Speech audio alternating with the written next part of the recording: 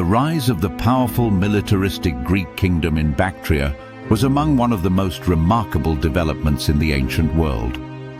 Greco-Bactrian warrior kings dominated the geopolitics of Central Asia and northern India for close to 200 years. At its height, the kingdom created by the Greeks in Bactria encompassed all of what is now Turkmenistan, Uzbekistan, Tajikistan, Afghanistan, and Pakistan. Who were the people that created this kingdom? Where did they come from? When did they arrive? Evidence is sparse. We must start with the cities Alexander the Great established in Bactria and south of the Hindu Kush mountains. Alexander's colonies were populated by Macedonian and Greek infantrymen, no longer fit for active campaigning, but still able to fight. They were reserve units that could be activated in the event of a crisis. The size of the Greek population in Bactria during Alexander's time is unclear.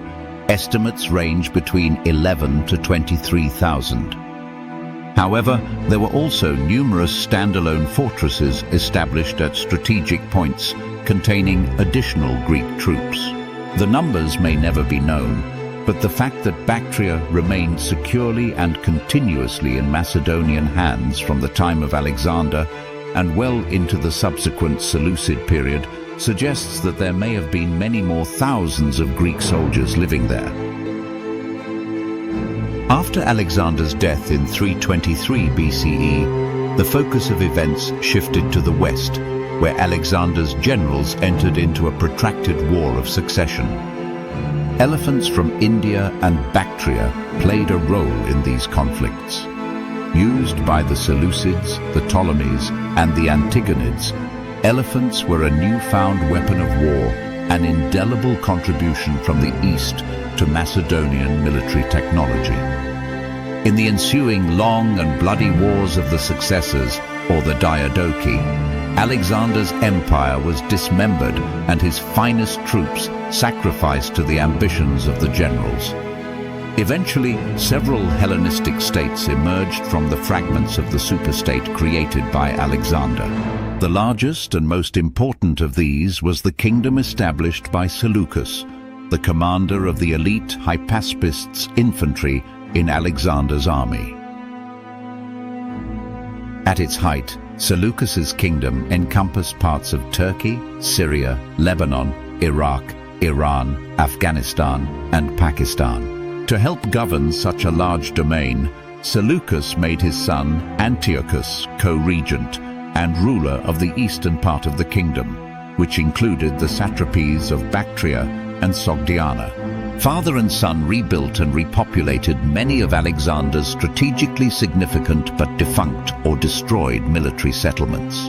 They also initiated their own extensive and vigorous colonization program. They would rule by creating a network of cities populated by Greeks that would serve as the political backbone of their empire as a whole.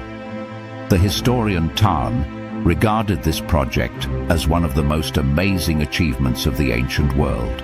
Aside from Bactria, there were also settlements created by Alexander in Arachosia, the Kabul Valley, and other lands south of the Hindu Kush, inhabited by a large number of Greek and some Macedonian colonists. These settlers became subjects of the Greco-Bactrian kingdom a bit later, and cannot be discounted in our narrative on the Greeks of Bactria. However, after an abortive effort to invade India and retake the former satrapies conquered by Alexander, Seleucus ceded these territories to the formidable Mauryan emperor Chandragupta. The Greeks in Arachosia and the Kabul Valley prospered, but were under Indian control for about 100 years, during the reign of King Ashoka Maurya and his predecessors. Ashoka, who ruled from the year 298 to 273 BCE, is depicted here with his wives. Ashoka converted to Buddhism around 263 BCE, after leading a brutal military campaign that resulted in massive death and destruction. Seen here on his chariot, Ashoka considered the Greeks, or Yavana, in his domain important enough to share with them the Buddhist message of peace and tolerance. He did this by issuing 2 edicts inscribed on rocks found in Kandahar, dated 260 BCE. One of these was written in Greek and Aramaic, both widely spoken in the region.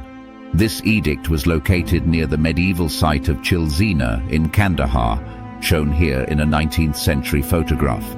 The other edict, written in Greek alone, was discovered near the ruins of the Kandahar citadel, as it appears in another 19th century photograph. The philosophical sophistication of the texts of Ashoka's edicts suggests the presence of highly educated Greek residents in the region. These Greeks would later on become a part of the Greco-Bactrian kingdom following the conquests of Demetrius I of Bactria.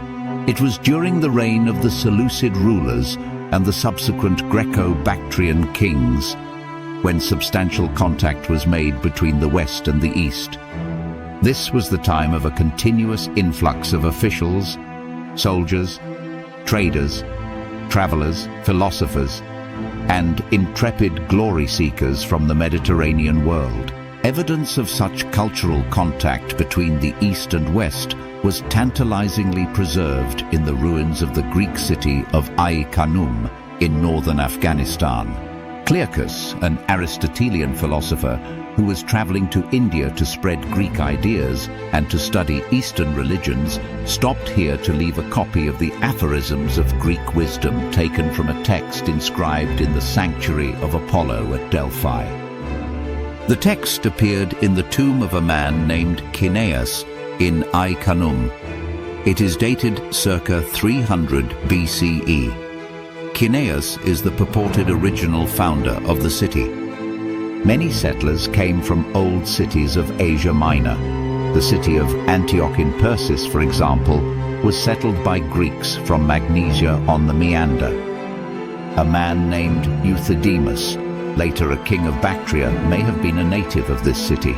Others came from the poorer areas of Greece looking for new opportunities or to simply escape poverty and unemployment at home. All of these people would become a part of the remarkable Greco-Bactrian state that blossomed briefly in this furthest part of the Hellenistic world, before nearly all traces of its existence vanished.